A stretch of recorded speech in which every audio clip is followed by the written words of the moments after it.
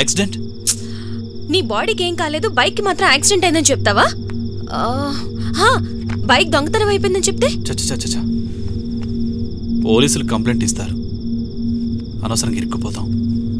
వాడు నమ్మే విధంగా ఒక కథ చెప్పి ఎస్కేప్ అవ్వాలి.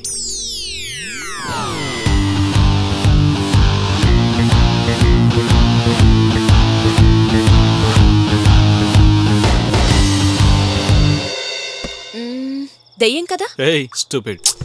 ఒక్కొక్కరికి ఒక్కొక్క వీక్నెస్ ఉంటుంది. కొంతమందికి డబ్బు, కొందరికి దేవుడు, కొంతమందికి అమ్మాయిలు. మీ బాస్ కి దెయ్యం, భూతం, పిశాచి.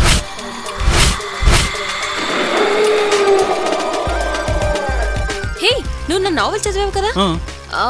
మీ బాసు, వాళ్ళ కూతురు, ఆమె బిహేవియర్, దెయ్యం ఇల్లు ఉంది కదా, మొత్తం దీన్ని ఒక భయంకరమైన కథగా చెప్తే? ఆ రోజు టీవీ ప్రోగ్రామ్ లో ఏదో భూత్ బంగ్లా చూపించారని చెప్పావు కదా, ఏ బంగ్లా అది? స్మిత బంగ్లా. ప్రియా ఆ రోజు ఎవరి పేరు చెప్పింది?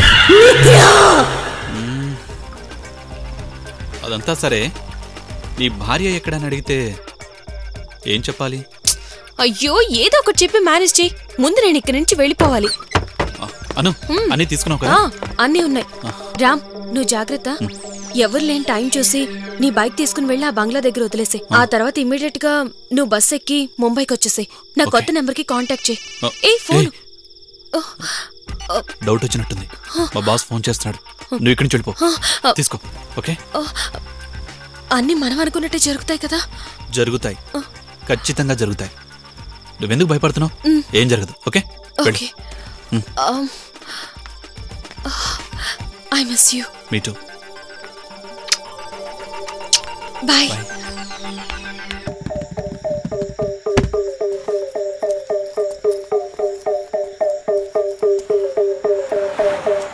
అను, బస్ ఎక్కావా?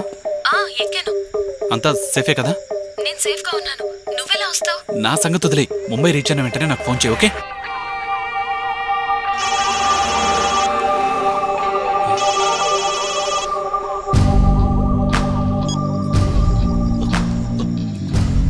హలో హలో రామ్, నేను శివమణి మాట్లాడుతున్నాను రా.